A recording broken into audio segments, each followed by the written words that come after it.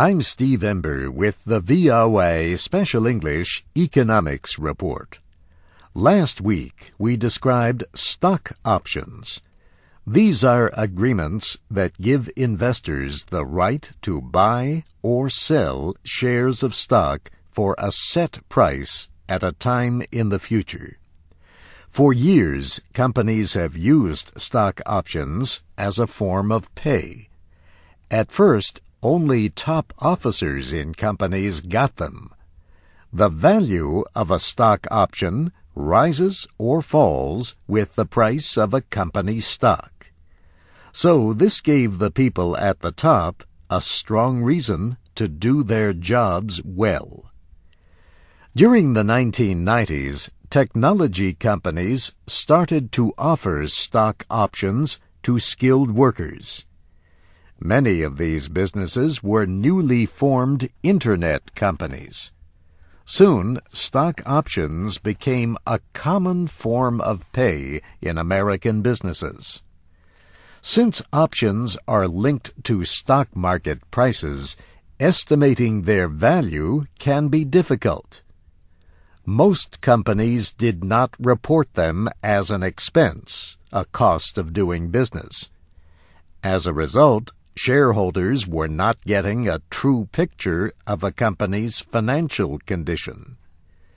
New rules from the Financial Accounting Standards Board are meant to change that.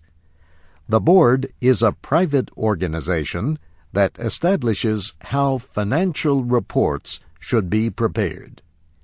Its work is officially recognized by the United States Securities and Exchange Commission. The new rules start with the 2006 financial year.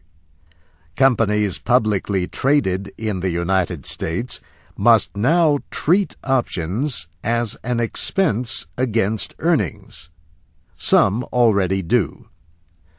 A company can deal with employee stock options in two ways. It can trade its own stock when an employee exercises an option, or it can create additional stock. But more stock weakens the value of a company's shares. In other words, either the company pays for the options or its shareholders pay. Since last year, company purchases of stock to pay for options have increased sharply. Standard & Poor's said in November that the new rules will cut earnings by more than 4% at companies on the S&P 500 list. The financial rating agency says the information technology industry will see its earnings reduced the most, 18%. In its last 3-month period, expensed options cut 15% from the earnings at Intel, the leading maker of computer processors. Standard & Poor's says some companies will have to report a loss as a result of the new rules. This VOA Special English Economics Report was written by Mario Ritter. You can find the first part of our report on stock options at voaspecialenglish.com. I'm Steve Ember.